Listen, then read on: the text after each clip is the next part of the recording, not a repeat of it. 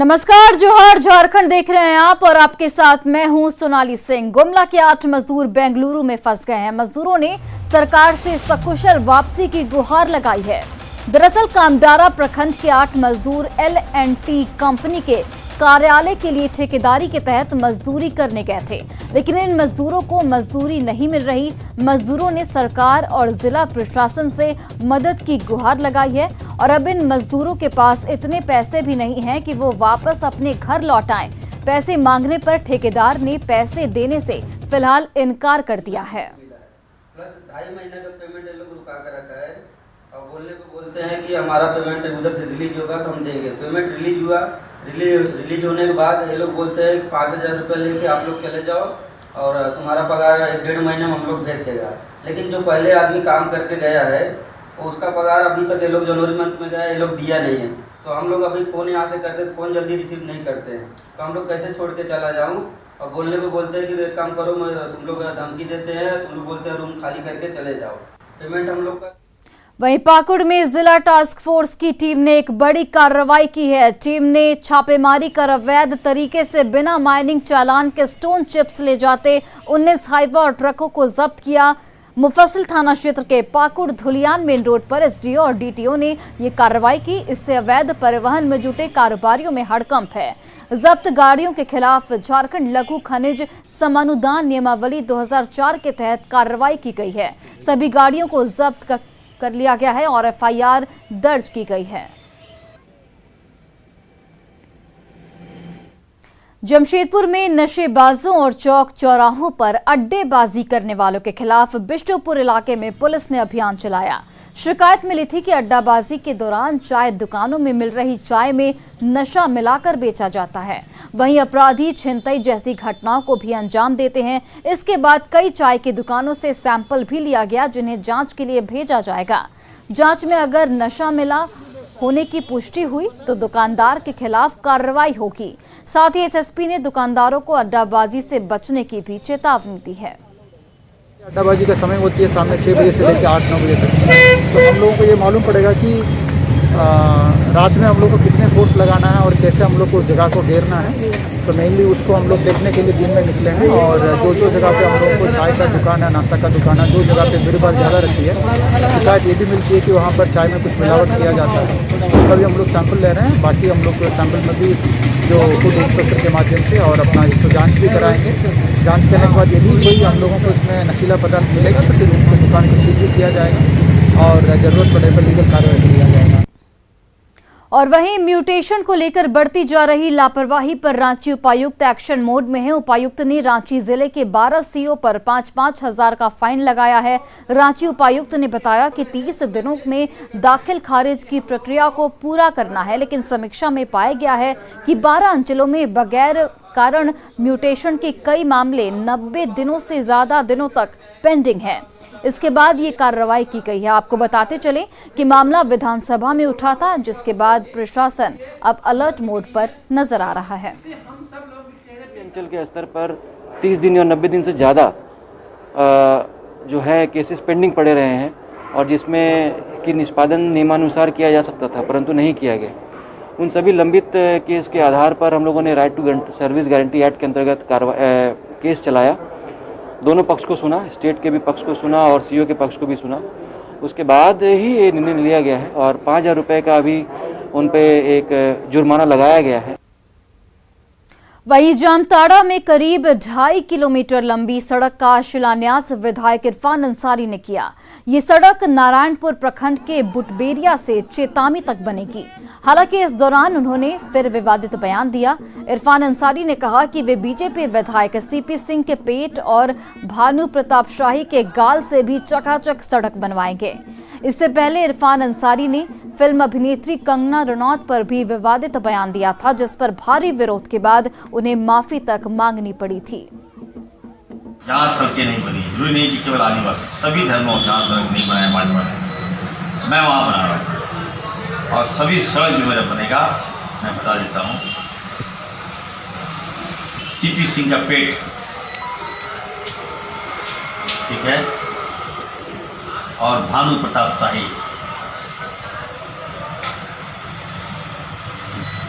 काल की तरफ सड़क बना रहा हूँ। ठीक है, एकदम सड़क बनेगा यहाँ चकाचक, एकदम सड़क बनाऊंगा मैं। और इधर झारखंड की सियासत में तीसरे गुट की एंट्री पर राजनीतिक सरगर्मी बढ़ा दी गई है। इसका नाम झारखंड लोकतांत्रिक मोर्चा रखा गया है। नए गुट के उदय के बाद राजनीति के नए खेल की शुरुआत होने की भी संभावना है। इस गुट के गठन के पीछे की राजनीति आखिर क्या है, इसको लेकर कई तरह के कयास भी लगाए जा रहे हैं।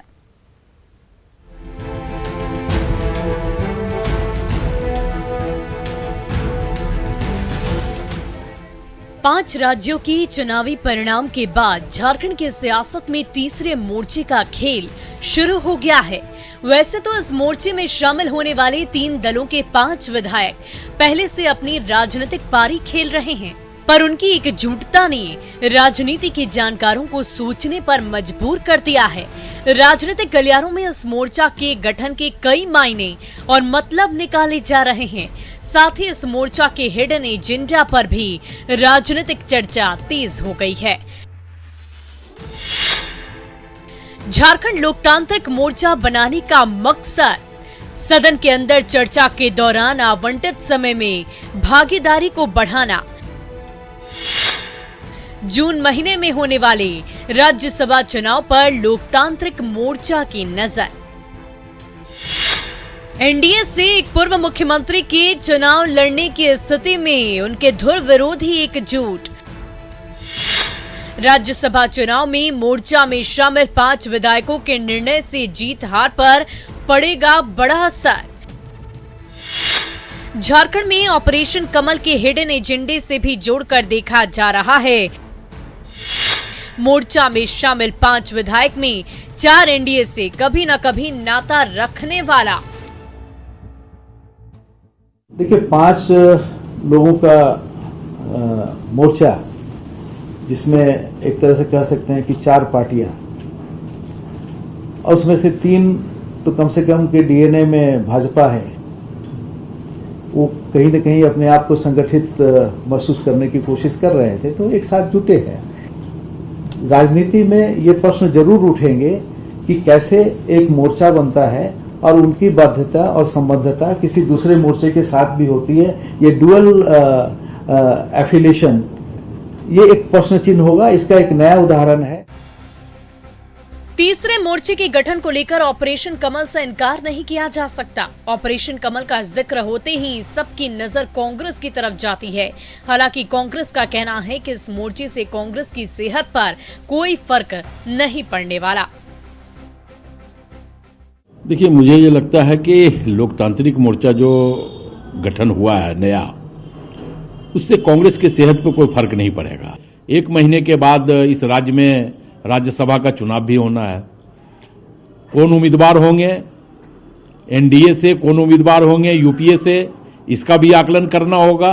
और ये लोकतांत्रिक मोर्चा का जो गठन हुआ है, ये हमें लगता है कि जो एक एनडीए के जो पार्ट लोग हैं उन लोगों का है। तो अब ये किसे रोकेंगे, ये तो इसका समीक्षा और इसका आकलन भविष्य में तय कर लिया जाएगा। राजनीति में हर निर्णय को भविष्य के साथ जोड़कर देखा जाता है, खासकर तब जब बड़े नेताओं का जुटान या मोर्चा बनती हो। झारखंड में लोकतांत्रिक मोर्चा की दिशा और दशा क्या होगी, ये तो भविष्य के गर्भ में है। पर एक बात जरूर है कि चैन की नींद सो रहे सियासतदारों को तीसरे मोर्चे ने सोचने पर मजबूर जरूर कर दिया है। रांची से न्यूज़ 18 के लिए अविनाश की रिपोर्ट। जेपीएससी की ओर से जारी संशोधित मेरिट लिस्ट में जिन 60 अभ्यर्थियों को शामिल किया गया है, उनमें प्रतिमा रानी भी शामिल हैं। 15 साल से प्रतियोगी परीक्षा की तैयारी कर रही प्रतिमा ने अब तक शादी भी नहीं की है। उन्हें फाइनेंस सर्विस मिला है। प्रतिमा से बात की रांची से हमारे संवाददाता नीरज कुमार ने। मेहनत से किसी भी चीज को मुकाम हासिल किया जा सकता है। अभी हम जिस जगह खड़ा हैं, हमारे साथ आप तस्वीर में देख सकते हैं स्क्रीन पर, ये प्रतिमा जी हैं। 2nd जेपीएससी से लेकर 6ठी जेपीएससी तक का इन्होंने कदम सफर तय किया है। और आप देख सकते हैं तस्वीरों के माध्यम से इन्हें मिला है फाइनेंस सर्विस, यानी जो वित्त सेवा होता है उसके ये अधिकारी बनेंगे। 60 स्टूडेंट का एंट्री हुआ, उसमें आप भी हैं। आपको कैसे पता चला? उसके बाद जिस समय आपको पता चला उसमें आपके अंदर कितना एक्साइटमेंट था? लगा कि आज हम जो लगभग 15-20 साल से जो मेहनत कर रहे हैं और जो खुद पे विश्वास बना के रखे, वो मेरा आज सफल हो गया। लेकिन 15-20 साल, कोई कहा जाता है 2 दशक से अपनी मेहनत से ये लगातार मेहनत कर रही थी। राम का वनवास भी 14 साल हुआ, उसके बाद श्रीलंका विजय कर वो पहुंचे थे अयोध्या। अब 15 साल 20 साल कोई स्टूडेंट का मेहनत करना, ये अपने आप में ही एक बहुत बड़ा सवाल है। आखिर है तो झारखंड लोक सेवा आयोग। कैमरामैन अमित के साथ निरंजन सिंह, न्यूज़ 18 रांची। कबीरामगढ़ राज्य की राजधानी के रूप में विख्यात बादम का ऐतिहासिक किला खंडहर में तब्दील होता जा रहा है। रामगढ़ के तत्कालीन राजा हेमंत नारायण सिंह ने 1642 में यहाँ 3 किले का निर्माण करवाया था। इनमें बादम नदी के पास बना किला मुख्य है। उचित देखरेख के अभाव में ऐतिहासिक किला आज खंडहर में तब्दील हो चुका है। सरकारी संरक्षण के अभाव में इसका अस्तित्व मिटने की कगार पर है। लोगों की मांग है कि सरकार इस पर ध्यान दे ताकि ऐतिहासिक विरासत को संजो कर रखा जाए। वहीं पर्यटन के साथ ही रोजगार को भी बढ़ावा मिल सके। हजारीबाग के बादम किले से अधिक जानकारी दे रहे हैं हमारे संवाददाता जावेद खान। अभी मैं मौजूद हूँ हजारीबाग जिले के बड़का गांव प्रखंड अंतर्गत बादम में। आप हमारे पीछे देख सकते हैं इस किले को। ये ऐतिहासिक धरोहर है। ये रामगढ़ राजा का राजधानी बादम में स्थित किला है, जो धीरे धीरे खंडहर में तब्दील होता जा रहा है। इस ऐतिहासिक धरोहर को बचाने के लिए यहाँ की सरकार किसी तरह का कदम नहीं उठा रही है। यहाँ का स्थानीय लोगों का कहना है कि अगर इस किसी किले को संरक्षित कर दिया जाए तो पर्यटन के माध्यम से यहाँ के लोगों को रोजगार से जोड़ा जा सकता है। बताया गया कि राजा हेमंत नारायण सिंह 1604 से 1661 तक यहीं से रामगढ़ राज्य पर राज करते थे। लगभग 57 वर्षों तक हेमंत नारायण सिंह ने रामगढ़ राज्य पर राज किया और यहीं से प्रजा को न्याय देने का काम करते थे। सीधे एक बात कराते हैं कि ग्रामीण से बताइए किस तरह का किला है, धरोहर कैसा है? ये किला बहुत पुराना किला यहाँ पे मतलब बहुत ऐसा मतलब अभी भी आते हैं बाहर से मतलब यहाँ पे मतलब देखने के लिए, लेकिन किला का भी मरम्मत कुछ नहीं है। किला मतलब धीरे धीरे मतलब ये मतलब तब्दील हो रहा है ऐसे ना। मतलब पहले बहुत अच्छा था लेकिन अभी मतलब इसका मरम्मत कुछ नहीं हो रहा है। लेकिन अभी तक भी मतलब बहुत दूर दूर से आदमी यहाँ पे आते हैं लेकिन ये किला जो है अपने पुराने स्वरूप में नहीं है। अगर इस किले को बचाया जाए तो यहाँ पर लोगों को इसके माध्यम से पर्यटन के आधार पर यहाँ पर रोजगार दिया जा सकता है। इस किले का निर्माण करने के लिए आप जैसा देख सकते हैं इसमें सुर्खी चूना, गुड़, उड़द और ईंट का इस्तेमाल करके इसका जोड़ाई किया गया था। ये बहुत ही मजबूत बनाया गया था, लेकिन इसका संरक्षण नहीं होने की वजह से अब ये किला जर्जर होता जा रहा है और बादम अपने एक धरोहर को खोता हुआ चला जा रहा है। सरकार को चाहिए था कि इस स्थान को संरक्षित करे। 3 किले हैं, तीनों किले खंडहर में बदलते जा रहे हैं। बगल में आप देख सकते हैं ये बादम नदी है और राजा रानी इसी खिड़की से बादम नदी का दीदार करते थे। मगर अफसोस की बात है कि इस किले को बचाने के लिए, संरक्षित करने के लिए सरकार अभी तक किसी तरह का सुधि नहीं ले रही है। अगर इसे बचाया जाए और इस धरोहर को बचा कर रखा जाए तो आने वाली पीढ़ियों के लिए एक मिसाल होगी और यहाँ पर पर्यटन का भी विकास किया जा सकेगा। जावेद खान, न्यूज़ 18 हजारीबाग।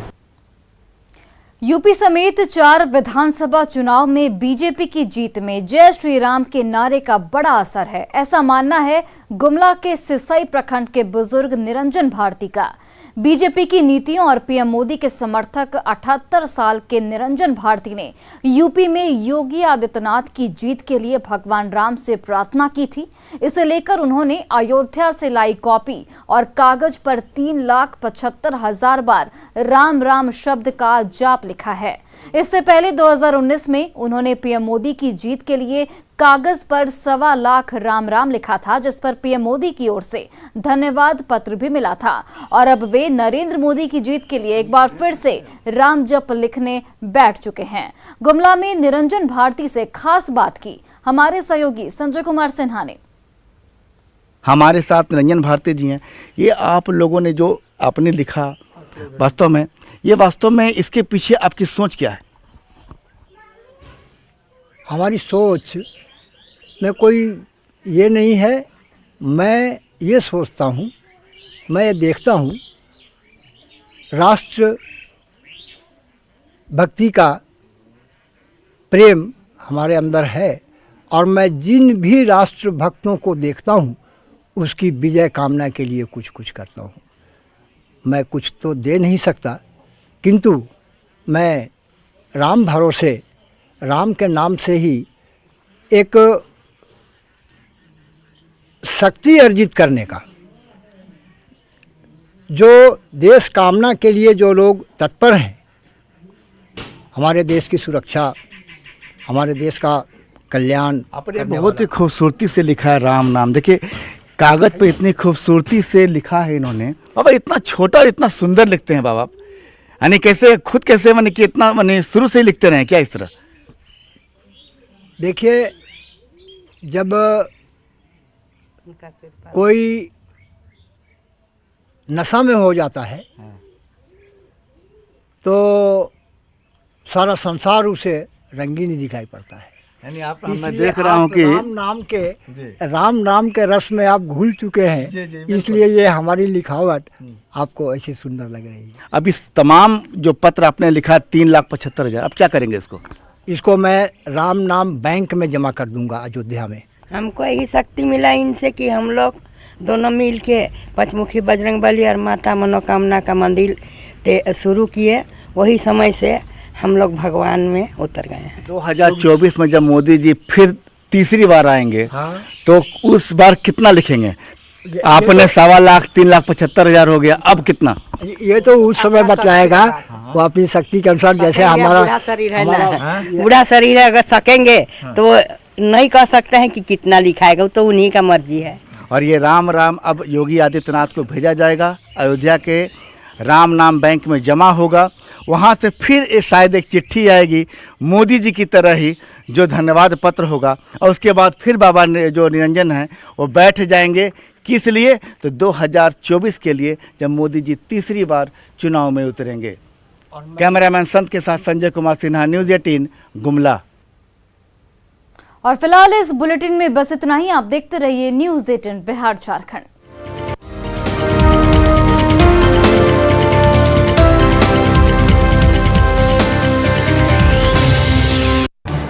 इस न्यूज हेडलाइंस के प्रायोजक पेट सफा